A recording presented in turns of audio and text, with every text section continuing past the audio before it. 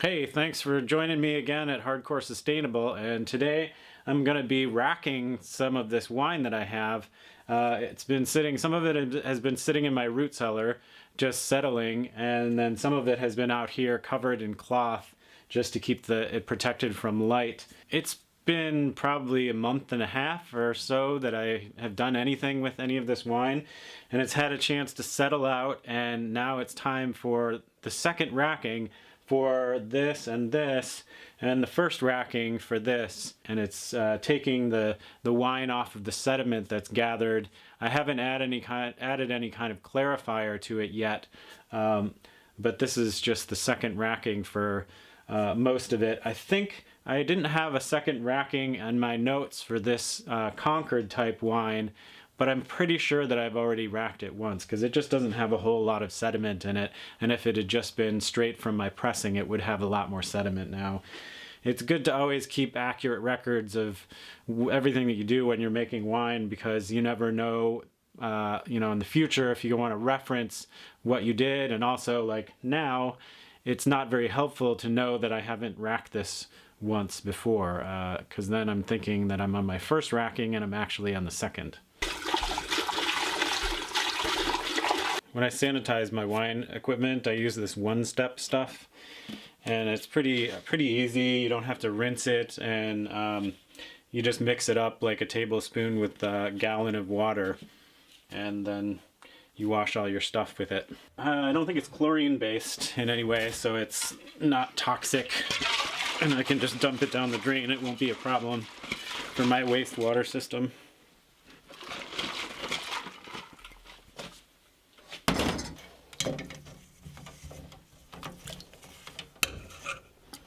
This is a little device that I use to scrub out the inside of some of my tubing that I'm using, just to make sure that shit doesn't get stuck in there. It seems like it's easy for this to get dirty inside, and so I just have a string with a nail on the end of it that I drop through because it's a weight, so that'll send it through the tubing.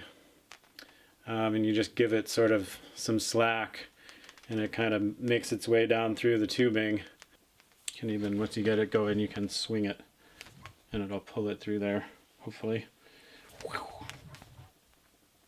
Yeah. And then it comes out the end, and then you just give it feed it through here, give it a pull, and it goes through. As it's going through, it's scrubbing the sides and getting everything off, and then you can put it back in the sanitizing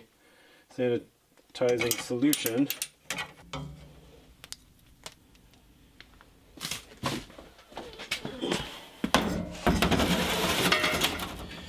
Don't want to do that. You really don't want to bump the thing on the edge of the counter, because then you're going to stir up all the sediment you're trying to keep in the carboy. Oops.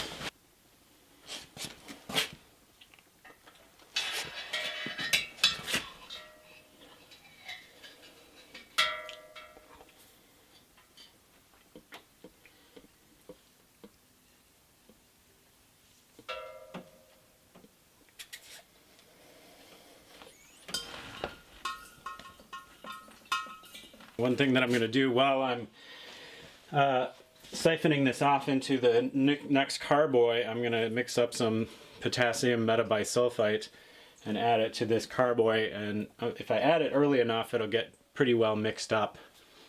Usually use about a quarter of a teaspoon of potassium metabisulfite per 5 gallons.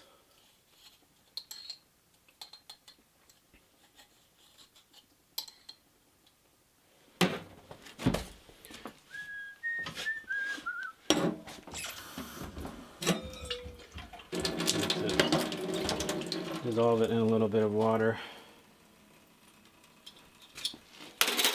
And if you didn't know, potassium metabisulfite is the same thing that's in Camden Crush tablets, and it's basically a preservative, and it enhances flavors. It does a bunch of stuff in wine, but it's mostly a preservative, and I try to add as little as possible and have the desired effect because I don't want to over sulfate my wine.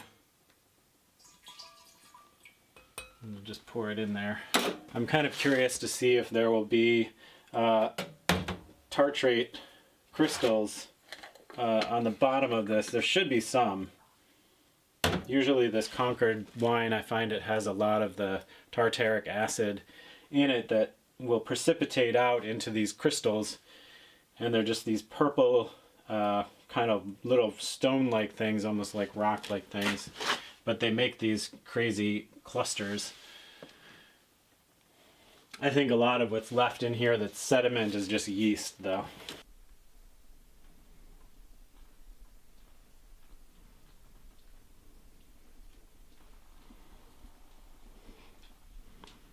Smells like wine.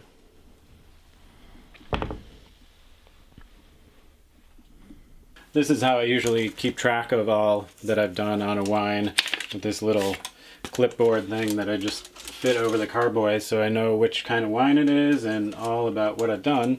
It's a pretty handy dandy thing to keep track of with. I'd recommend something like this. So this is all the wine together, some of it homemade and one carboy from the kit. And each one of these 5-gallon carboys is 25 bottles of wine. So added up, there's 4 that are 5 gallons, I believe.